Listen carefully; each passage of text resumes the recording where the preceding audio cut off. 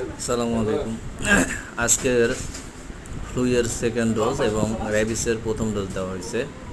এই বিড়ালটা বেশ অনেকদিন ধরেই অসুস্থ। মূলত তার পিছন সাইডটা প্যারালাইজ হয়ে গিয়েছিল।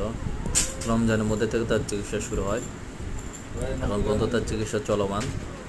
তবে আগের চেয়ে একটু ইমপ্রুভমেন্ট বোঝা যায়। আগে একদমই হাঁটতো না, এখন সে 3 পায়ে হাঁটার চেষ্টা করে।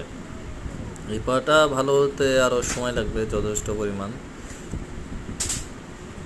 তবে যদি দীর্ঘ সময় ধরে চিকিৎসা এবং কিছু কাজ দেওয়া হয়েছে এগুলো যদি করা হয়, আশা করা যায় এটা ঠিক হতে পারে।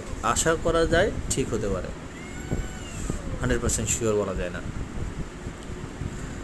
আর একটা ইনফরমেশন হচ্ছে, বিড়ালকে যাদের ভ্যাকসিনের বয়স হয়েছে সবাই ভ্যাকসিন দিয়ে ফেলবেন, যারা এখনও দেন নাই, অথবা যাদের ভ্যাকসিনের বয়স কাছাকাছি তারা ভ্যাকসিন দিয়ে ফেলবেন।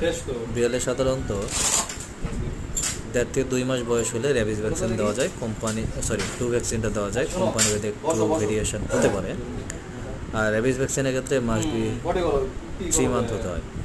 এবং তবে কোনো কারণে যদি ইমার্জেন্সিতে হয় সেক্ষেত্রে 3 মাসের আগেও র্যাবিস ভ্যাকসিন দেওয়া যায়।